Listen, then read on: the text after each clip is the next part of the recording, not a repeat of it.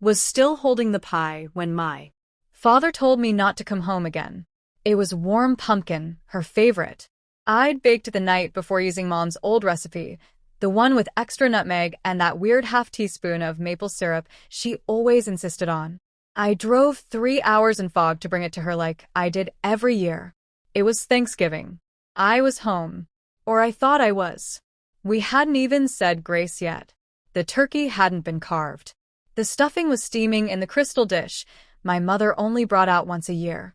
And I was still standing, still smiling, still holding that pie when Dad said, "Give back the $50,000, Rachel. Or, don't bother coming home again." At first, I thought I'd misheard him, or that it was some kind of tasteless joke. Dad wasn't a man prone to theatrics, and Thanksgiving wasn't a time for drama, not in our family, or at least not until that night. But no one laughed. Lisa sat across the table, hands folded in her lap, like she was at a funeral. David looked at the tablecloth. Even Mom, sweet, soft-spoken Mom, refused to meet my eyes. I didn't sit down. I couldn't. The pie tray rested in my palms, suddenly heavier than it should have been. I glanced at it stupidly as if it could explain what was happening. "Excuse me," I said. Dad's jaw tightened. "Don't make this harder than it has to be. What exactly are you accusing me of?" Lisa finally looked up. Her eyes were red, mascara clinging to the corners like she'd been crying for hours, but her voice was clear. "Mom's account. $50,000 disappeared last month, right after you helped her set up online banking." My mouth opened, but no sound came out. It was true that I'd helped Mom with her accounts. She'd been nervous about going paperless, something about not trusting the cloud. So, I'd sat with her on a Sunday afternoon, walked her through the app, the passwords, the security questions. She even wrote everything down in a little notepad we kept in the kitchen drawer. That was 4 weeks ago. For weeks? Now, they were telling me that was the moment I stole from her. "Are you serious?" I whispered. "You think I took Mom's money?" David finally spoke, his voice stiff like it hurt to say the words. We didn't want to believe it, but the bank confirmed the withdrawals were done online.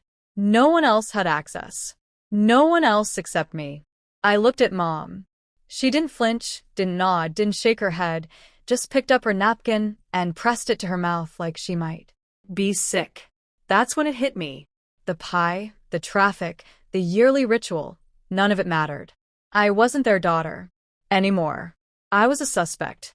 I set the pie down very gently on the edge of the counter. The tin clicked faintly against the granite. I picked up my coat from the back of the chair where I'd laid it. "Pull. I didn't speak. "You have until the end of the week," Dad said quietly. Behind me. "Then we go to the lawyer." I didn't cry in the car. I didn't scream or curse or hit the steering wheel like they do in movies. I just drove coat, still half-buttoned, the pie still sitting untouched on the kitchen. Never had a reason to stop at. The clerk didn't ask why I needed a room on a holiday. I was thankful for that small mercy. The room smelled like old carpet and microwave popcorn. I kicked off my boots and sat on the edge of the bed, hands still shaking. I was 34 years old, a senior forensic accountant trusted with millions in corporate audits, and my own parents thought I'd stolen from them. The worst part, I wasn't even surprised. Not entirely. There had been signs, little things, the way Lisa would roll her eyes when Mom bragged about my promotions. The way Dad had once asked, "Don't you think it's time to settle down? Live a little," like my career wasn't real life. Even last Christmas, when I'd offered to cover the cost of a new roof for the house, David had muttered something about me trying to buy loyalty.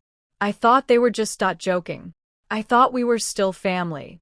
I lay back on the comforter and stared at the ceiling. I tried to replay the day Mom asked me to help with her bank account. Every tap, every login, every password reset. Had I missed something? Had someone else seen the notebook we kept in the drawer? The drawer. It was always unlocked. Anyone could have opened it. Lisa still lived at home off and on, depending on her situation. David had a key to the house. I'd been the one to walk Mom through the setup, yes, but that didn't make me the only one who knew. Still, they believed it. Believed I'd waited for Mom to get sick just to take her money. $50,000. As if I needed it. As if I would ever. My phone buzzed. A text from Lisa. We didn't want it to come to this, but you made it hard to trust you. No happy Thanksgiving. No, hope you're okay. Just that, as if I'd broken something. As if was the one who owed them an apology. I turned the phone face down. At work, I spend my days untangling hidden embezzlements, shell companies, and fake invoices. I know what it looks like when money disappears, and when someone makes it look like someone else's fault. And right now, someone had made me their fall girl. I stared at the ceiling until the lights blurred. If they wanted to treat me like the criminal in the family, maybe it was time I started investigating like one. The next morning, I woke early. No alarm, just instinct. Years of chasing corporate fraud had taught me one thing. Money never really disappears. It just gets redirected. The trick is knowing where to look first and who benefits. I poured myself a cup of bitter lobby coffee and opened my laptop on the motel desk. My firm had recently been investigating a pattern of elder financial abuse retirees with modest savings accounts that suddenly drained in 3 withdrawals, each just below the federal reporting limit. It wasn't just one bank, but one kept coming up more than the others. Greenwell Mutual, Mom's bank. I hadn't told my family that I was involved in the investigation. It was confidential technically, but I had clearance to review the transaction data internally, and I knew exactly who to ask. I sent a quick message to Theo, the compliance officer overseeing our current case. Just a name, a date range, and a location. Within an hour, I had what I needed: timestamps, withdrawal amounts, teller logs. 3 withdrawals from my mother's account spaced 5 days apart. First, $20,000. Second to $15,000. Third, $15,000. Each one done in person, not online. That was the first crack. They'd accused me of using online banking, said I was the only one with access. But if the money was taken in person, it wasn't me. I clicked the attached security footage link. Low resolution, but clear enough. The first video loaded. Greenwell Mutual, October 10th to 13 p.m.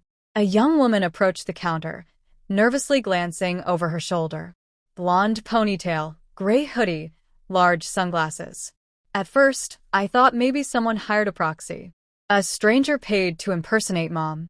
But then the girl stepped closer to the camera, pulled down her mask to speak to the teller. Lisa, even with the grainy feet, I knew that face. I'd babysat that face. Watched it blow out birthday candles and cry over failed boyfriends. She was fidgeting, tapping at her fingers on the counter. She handed over what looked like Mom's ID and signed something. Her handwriting hadn't changed since high school. I leaned back in my chair, the motel light flickering above me. They hadn't just stolen the money. They'd planned it, thought through the timing, waited until I helped Mom go digital, then used that as cover to frame me. I opened the second video. October 15th, same branch. This time it was David. No disguise, no nervous energy, calm, confident. He joked with the teller, signed off like he owned the account. Third video, Lisa again. Same hoodie, different sunglasses. The arrogance of it made my skin crawl. But there was still a. Before I helped Mom set up the app, she'd had outpatient tests at the hospital. Nothing serious, just preliminary scans. Lisa had volunteered to stay overnight with her. Mom's purse had been with her the whole time. Her checkbook, her bank statements, her driver's license. That's where it started. But it didn't end there. I checked the metadata from the account setup. The first login after I left town had come not from Mom's phone, but from a tablet linked to the home Wi-Fi. Same IP address Lisa used when she streamed Netflix. And the OTP one-time password was sent to an alternate email I hadn't registered. I looked it up. The recovery phone number belonged to David. They weren't just sloppy. They were arrogant. They thought no one would question it. Not if the successful daughter was the obvious culprit. Not if the rest of the family spoke with one voice. I closed the laptop. This wasn't just a misunderstanding. It wasn't a moment of desperation or a borrowed amount gone wrong. It was fraud. And they had used my love for Mom as the smokescreen. I zipped the laptop bag closed and picked up the phone. Not to call the police. Not yet. I called my office instead. Asked Theo for something specific. The printouts of the teller signatures. I'd need them for comparison. Then I slid open my suitcase and pulled out a slim black folder, the kind I used for courtroom presentations. If they wanted a villain in the family, I'd show them what it looked like when the villain kept receipts. I didn't call ahead. I drove back Monday afternoon, just as the sunlight hit that golden slant it always did between Halloween and Christmas. The kind of light that used to make the house feel like home. Not today. The driveway was full. David's SUV, Lisa's compact, Mom's old sedan. No guests, just family. I parked at the curb, sat for a moment, engine ticking, hands resting on the leather folder in my lap. The one that held every receipt, every timestamp, every lie they thought no one would notice. Then I stepped out, walked up the porch steps, and let myself in. The house smelled like chicken broth and rosemary. The kitchen lights were on. I could hear the low murmur of conversation, the clatter of silverware, a laugh that didn't belong to me anymore.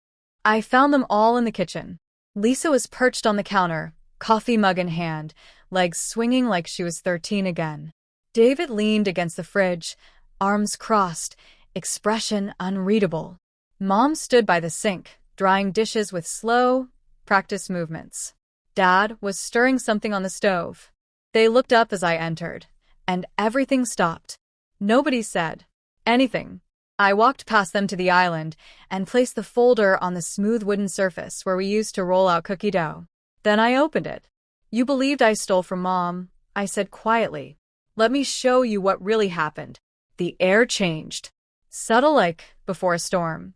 I pulled out the first photo, I still from the bank's security footage.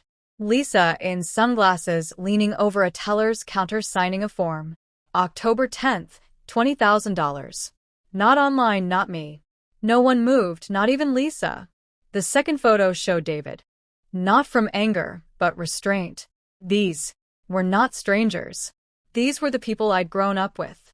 Lisa's fingers gripped her mug tighter. She opened her mouth, then closed it again. I laid down the teller slips. Same branch, same signatures. I matched them against her handwriting, Lisa, from that note on the fridge last week. A beat passed. Then Lisa finally spoke. Her voice was thinner than I remembered. "You went through our stuff?" I tilted my head almost gently. "You went through Mom's." Mom reached for the document's eyes, scanning the print, her hands unsteady. When she spoke, her voice was quiet, almost pleading. "But the bank, they said it was done online." "That's what they thought," I said. But the withdrawal itself wasn't. The online access came later from a tablet connected to your Wi-Fi.